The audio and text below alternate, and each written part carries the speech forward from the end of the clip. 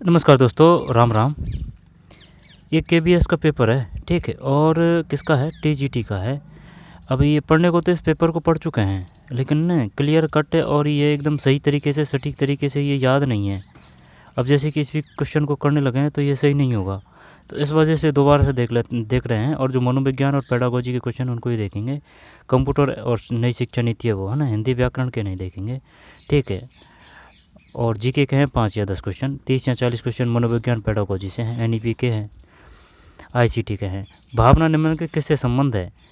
तो बताइए क्या करें इसमें। भावना निम्नलिखित किससे सहबंध है? सहबंध है, बताइए, करिए क्या करें इसमें, अगर आता है तो आपको। भावनात्मक क्षेत्र किससे सहबंध है? भावात्मक क्षेत्र, भावना, भावना। संज्ञान तो ये नहीं आएगा, दिमाग से संबंधित नहीं है भावना। मनोगतिज, मनोगतिज, मनोगतिज, मनोगतिज को मतलब वाइकोमोटर डोमेन करें, यहाँ पर इमोशनल, इमोशनल आ जाएगा ना, फीलिंग, इमोशनल, तो ठीक है। भावनात्मक क्षेत्र का मतलब इमोशनल।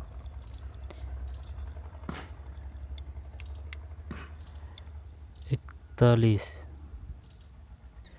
बताइए, करिए क्या करें, ठीक है। क्या करें अब इसमें? क्या भावनात्मक क्षेत्र करें, भावात्मक क्षेत्र करें? संज्ञान तो नहीं, भूल जाए इसको तो। फिर बताइए क्या करें, तीनों तीनों ऑप्शन में से बताइए क्या करें।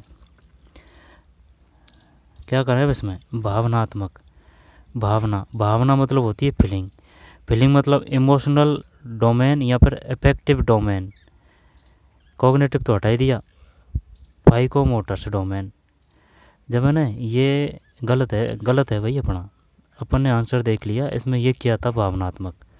आई बात समझ में? तो ये नहीं है आंसर की, आंसर भावात्मक है, भावात्मक। भावना और भावात्मक, भावना और भावात्मक, है ना, फंसा दिया इसने। ये है इसमें आंसर, इफेक्टिव डोमेन है, गया गलत।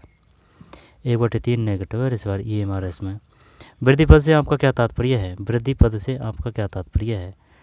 वृद्धि मतलब ग्रोथ होती है, तो फिर यह सामाजिक नहीं, भावनात्मक नहीं, मात्रात्मक आ जाएगा ना, ये तो 2, 42 में 4, है ना, मात्रात्मक परिवर्तन, ये सही है, 4 इसमें। निम्नलिखित में क्या शिक्षा का उद्देश्य नहीं है?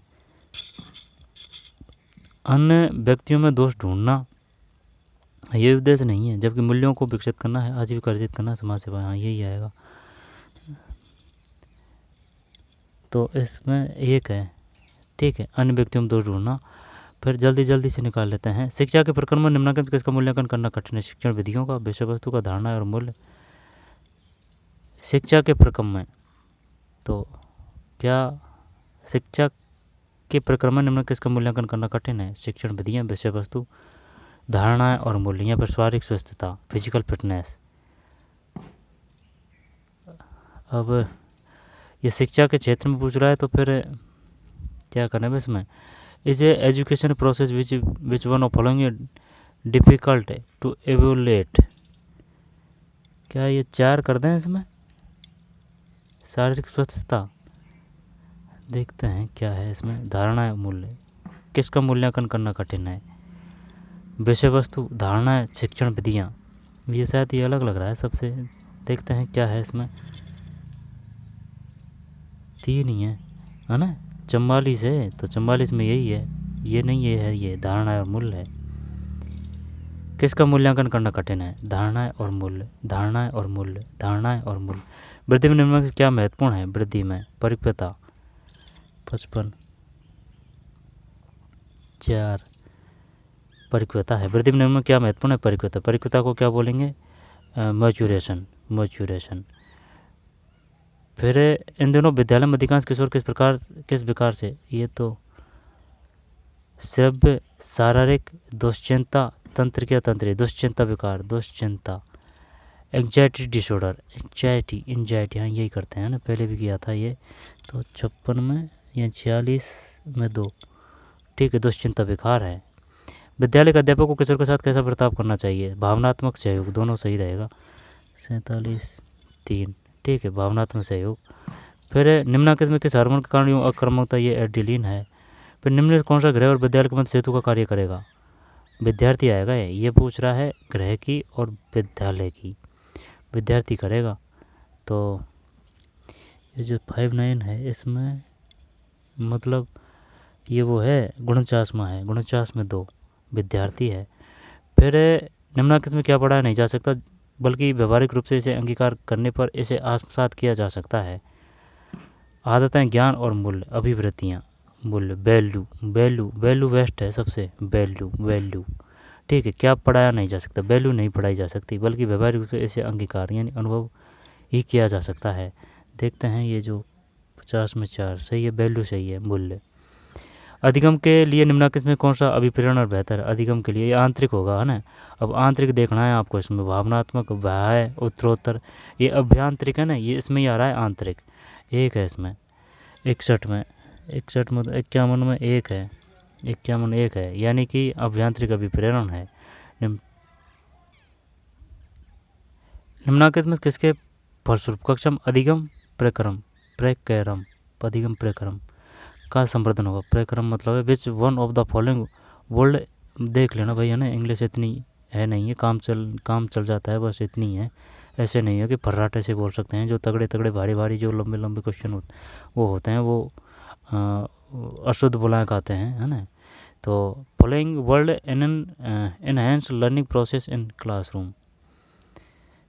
तो अधिगम प्रक्रम का संवर्धन होता है। तो फिर इसमें 62 में 62 का मतलब ये बोल रहा है बामन की बात।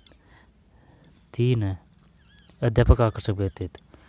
अधिगम प्रक्रम का संवर्धन होता है अध्यापक आकर्षक व्यक्तित्व, अध्यापक आकर्षक व्यक्तित्व। Enhance learning process in classroom. फिर साइकिल चलाना सीखने के क्रम में कोई बालक कई बार करता है, यह निम्नलिखित किस श्रेणी में आता है? अधिगम प्रयास और त्रुटि सिद्धांत कर देते हैं ये, है ना। तत्परता का नियम भी प्रयास में त्रुटि को बोलते हैं। अधिगम का प्रयास और त्रुटि, गिरेगा तभी तो सीखेगा। 63 में 53 1 है, 1 मतलब अधिगम का प्रयास और त्रुटि सिद्धांत है। फिर मनोवैज्ञानिक दृष्टि से अध्यापक और बालक के मध्य कैसा संबंध होना चाहिए? सहयोगात्मक भावना संबंध होना चाहिए, ये तो सही होना चाहिए एकदम बिल्कुल। तो ठीक है, सही है। फिर आपके विचार में क्या एक उच्च शिक्षा अधिकारी सदैव सफल नहीं? ऐसा नहीं है कि भाई उच्च शिक्षा अधिकारी हमेशा ही अध्यापक सफल शिक्षक होते हैं, ऐसा नहीं है। तो ये जो है 65 का मतलब हो जाएगा 55, 65 का मतलब 55 में 3 आवश्यक नहीं, ठीक है, सही बात है ये। इसके बाद में यदि कोई अभिभावक अपने बालों को किसी विद्यालय में प्रवेश दिलाना चाहता है तो उसे निम्नलिखित में किसकी तलाश करनी चाहिए? आकर्षक भवन की, वातानुकूलित भवन की, खड़ा खेल का मैदान की, संगठन का उत्तम परिवेश की। विद्यालय में प्रवेश दिलाना चाहता है तो बड़ा खेल का मैदान, आकर्षक भवन, संगठन का उत्तम परिवेश बेस्ट रहेगा, है ना। गुड ऑर्गेनाइजेशन क्लाइमेट 56 4, है ना, सही है यही, संगठन का उत्तम परिवेश। यदि बालक शैक्षिक अध्ययन तौर पर स्थानीय संग्रहालय में जाते हैं तो इसके फलस्वरूप उसमें क्या विकसित होगी? क्या होगी? दुश्चिंता, अभिरुचि, 67 4 नहीं, 67 मतलब 57 है ना, तो 57 3 उत्सुकता सही है, उत्सुकता है इसमें 67 में, यानी कि 57 में 3 उत्सुकता है भाई, उत्सुकता। यदि बालक शैक्षिक अध्ययन दौरे पर स्थानीय संग्रहालय में जाते हैं तो इसके फलस्वरूप में क्या विकसित होगी? अभिरुचि होगी, अभिरुचि नहीं, ये उत्सुकता। होने को तो सभी होंगे लेकिन ये होगा उत्सुकता। आप विद्यालय में सार्थक अधिगम स्थान कैसे प्रदान करेंगे? बालकों की सहायता करने वाले सहयोग प्रसन्नचित्त अध्यापक, यही करते हैं बेस्ट। 68 58 1 सही है ना। बालकों की सहायता करने वाले सहयोग प्रसन्नचित्त अध्यापक। बालकों में वैज्ञानिक दृष्टिकोण को प्रादुर्भाव करने के लिए अध्यापकों को कक्षा में क्या करना चाहिए?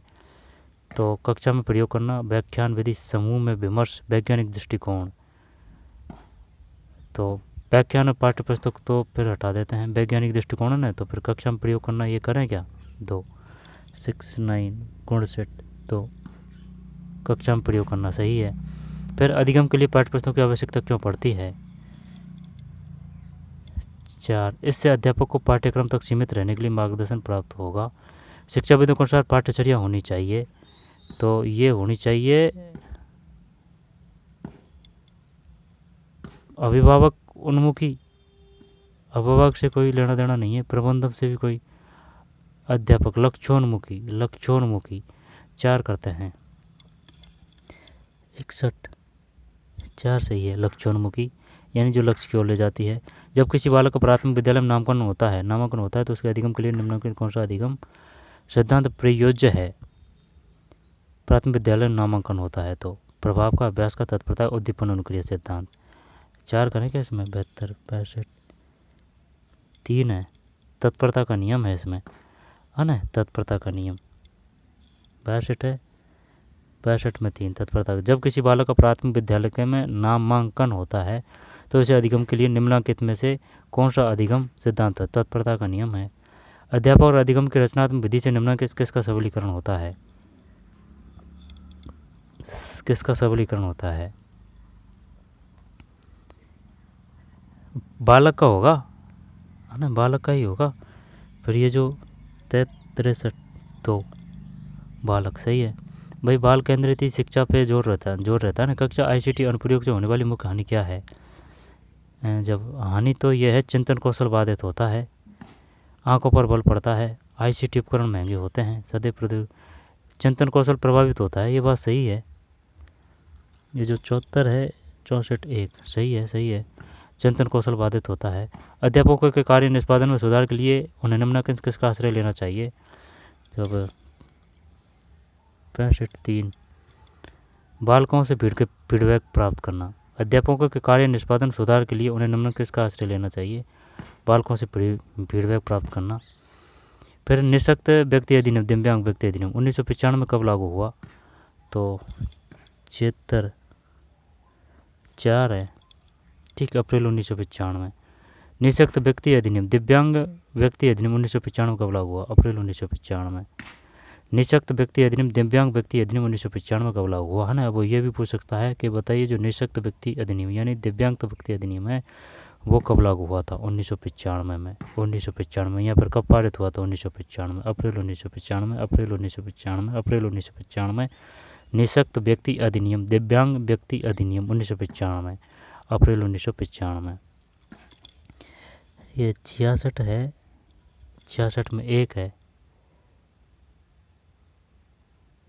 क्या कर रहे हैं? 77 है ना, 77 का मतलब 67 और 67 का मतलब ये 66, तो 66 में मतलब 1। हाँ ये है इसमें, है ना। 95 में तो याद रखना ही है, कोई दिक्कत नहीं है भाई, वो लागू हुआ है। ये जैसे कि वो पूछ लेता है कि जैसे कि भाई ये जो है ना अपना जो RT 2009 है वह लागू कब हुआ? 1 अप्रैल 2010 को, लेकिन पारित तो 2009 में हुआ ना। इसी प्रकार से 1995 में है, पारित तो 1995 में हुआ है लेकिन लागू हुआ है 1 जनवरी 1996 में।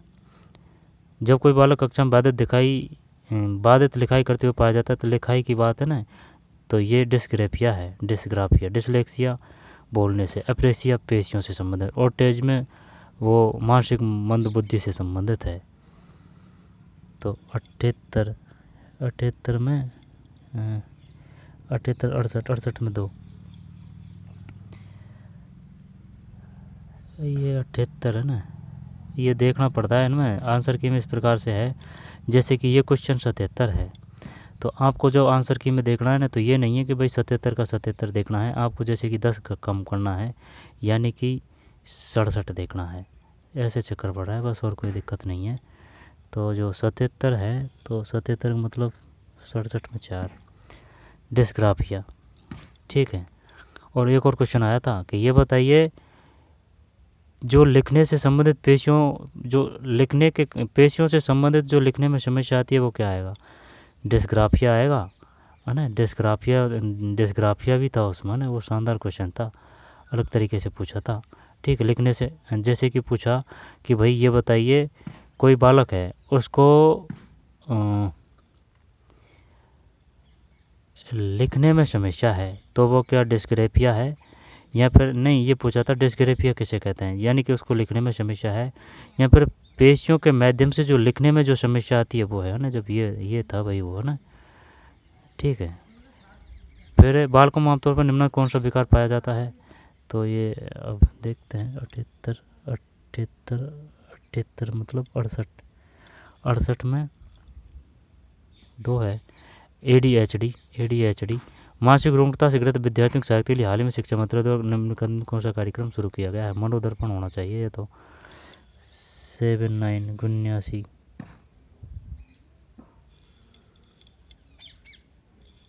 79 है ना, यानी कि 692 2 है मनोदर्पण। वैसे काफ़ी बार आ चुका है मनोदर्पण। बालकों में मानसिक स्वास्थ्य संबंधी समस्या के निवारण बड़ी चुनौती क्या है? बड़ी चुनौती क्या है? नदियों का अभाव है, नदियों का अभाव है। लीक ऑफ ए फाउंड 80 70 में 1, यानी व्यावसायिक विशेषज्ञों का अभाव है ना, ये काफ़ी बार आ चुका है। फिर विद्यार्थियों का स्थानीय बैंक द्वारा निम्न किसका परिचायक है? जब ये जो है ना 71 3, यानी कि गृह समुदाय संबंध है। विद्यार्थियों का स्थानीय बैंक द्वारा निम्न किसका परिचायक? गृह समुदाय संबंध है। फिर स्कूली शिक्षा में सर्वोत्तम नेतृत्व क्या है? नेतृत्व क्या है? तो जो 72 में 4 है परिवर्तनकारी नेतृत्व। स्कूल शिक्षा में सर्वोत्तम नेतृत्व क्या है? परिवर्तनकारी नेतृत्व है। स्कूल शिक्षा में सर्वोत्तम नेतृत्व क्या है? परिवर्तनकारी नेतृत्व है। परिवर्तनकारी नेतृत्व है ना, परिवर्तनकारी नेतृत्व 82 4 है।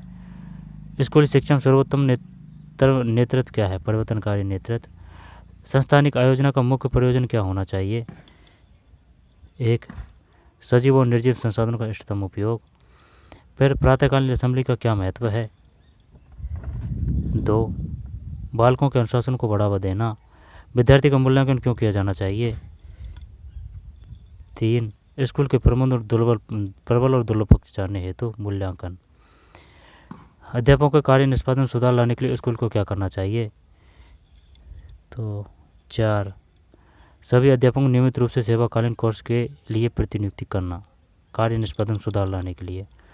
पड़ोस के विद्यालय में युग्मों से निम्नलिखित में किस में सहायता मिलती है? 87 77 1 बेहतर अधिगम के लिए संसाधनों की साझेदारी। फिर NCF 2005 निम्नलिखित किस पर बल दिया गया है?